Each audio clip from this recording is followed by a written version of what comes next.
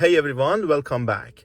Today we have this Mercedes C-Class and we're gonna see how good this Vdiag scan tool is to diagnose this car. Of course, we have used many different type of diagnostic tools on our videos, but today we're gonna test this Vdiag, which is VD80, to see how this scan tool is gonna cover all the systems on this Mercedes. This car comes with many different options. That's why I have selected this one today, which is gonna be a great test for this scan tool. This is actually how you get the scanner in this box.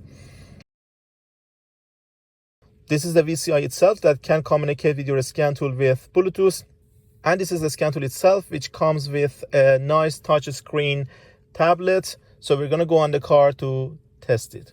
So back in the car, I'm gonna connect the VCI first. All right, VCI is connected to the OBD2 connector.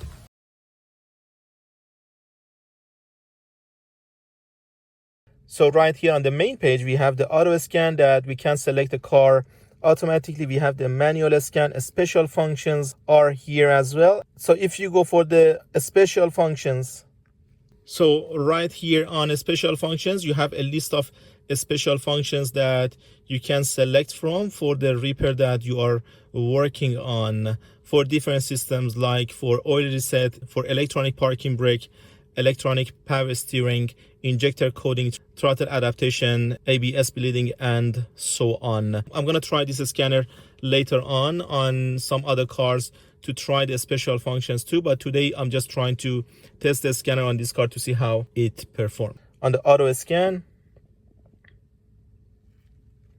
so scan tool is communicating with VCI, so it's read all the information that we need. All right, perfect. So some other information that you can select from here. Then we have automatic scan, system selection, a special function again. Let's go for automatic scan. So actually this is one of the good things about this scanner, that covers the topology. So as you see, it's trying to scan all the systems on this car. It's scanning everything very quickly, of course, which is really good.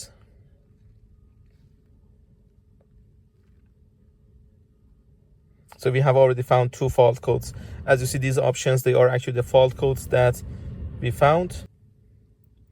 All right, perfect, done. You can actually go for the list of the control units from here, or you can just have a look at the units in a topology diagram, which is of course much easier to find out the control units on different systems like driver assist system, body, information and communication, chassis, air conditioning, and seats and doors. As you see, a scan tool is covering all of them. So basically what you see here, they are the possible control units on this car. If you have the items as green, it means that system is equipped on the car and the scan tool is covering it. The gray ones, it means they are not on this car, they are not installed on this car. We can go on the list to find out the fault codes. So we have 1 fault code on the head unit, 1 on the electronic stability program. If I click on the fault code, you have the fault code listed in here. You can erase the fault code quickly by press this one. So the fault code on the head unit is gone, but this one on the ESP is active. That's why we need to fix the car and then we can go for erasing the code. On the system selection, we have all the systems that we can select from. If we go for the drive, you have engine, transmission, fuel system, fuel pump. You have everything regarding the powertrain system. If we go for engine, we have reading and erasing the fault code, freeze frame data, live data, actuation test. If you go for the live data, you can select the live data based on the system that you want. For example, if you go for fuel system, high pressure control, so these are the information that we have on the fuel system, high pressure control. Engine is off, of course. I'm gonna start the engine.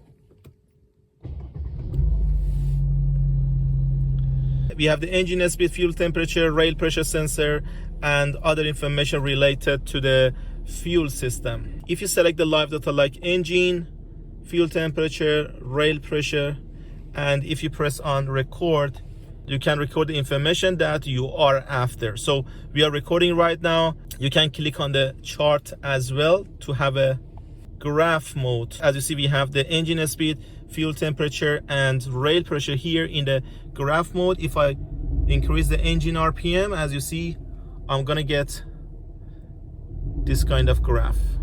You can go for the chart as well to get the graph like this. So not all the scan tools are going to give you a graph like this, so you see all the information in just one page. So as you see, when I'm increasing the engine RPM, I can read it from here as well. If you go for the actuation test, so this is the actuation test. You can use these items for activating the relevant actuators. For example, if you go for the throttle valve actuator, just make sure that you meet the conditions and engine speed must be less than 50. It means engine must be off. And for continue, you press continue. By pressing F3 and F4, you can actually open or close the throttle valve actuator. And many other actuators. I'm not going to go for all of them right now. Special functions for the engine can be found here and from the very first page as well. So some other options like coding backup, coding restoration, personalized coding, and control module reset, they are here as well. Not many scan tools cover these options. So if we go back, we're going to go to the system selections. Let's go for the body control module. So we have all the systems for body control module here. Here, let's go for the airbag system. See how this scan tool is going to cover the airbag. Reading and erasing the code. Let's go for the live data. And so if we go for ignition circuits, airbags of driver and front passengers. So we had all the list of airbags. So as you see, the values for airbags, internal resistance are listed here. This is very important for diagnosing the airbag. So as you see, we are reading the value here. We can select the other airbags as well. This is actually one important factor for diagnosing the airbags. Of course, you can select the other airbags from here as well.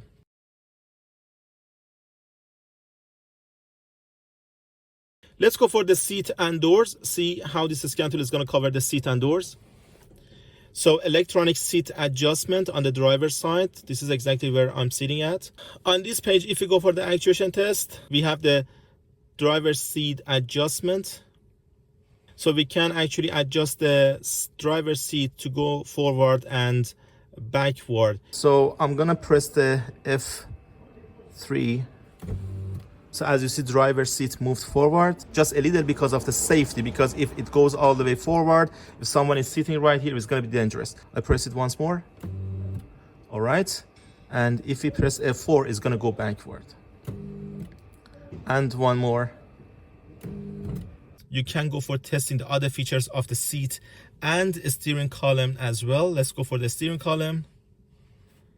So if I press on F3, you look at the steering wheel. The steering column moved up. If I press F4, it moved down. Let's go for the right front door right here that I'm sitting at, because this car is right-hand drive. For diagnosing the power window, for example, if you click on the power window itself, so you should be able to have the live data for all switches on the power window. For example, if I try to operate the power window, look at the information here. So as you see, live data is responding properly. And if I go back to the actuation test, I'm gonna have same sections for outside mirror, for the power window. For example, on the power window, right front power window. So F4 is gonna lower the window. All good. And if we press F3, it's gonna go back up.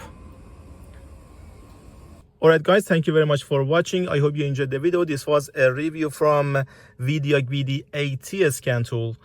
I'm gonna try this scan tool more and more on other cars to see how it really works on other cars too. If you are interested to learn more about this scanner, you can find the link in the video description.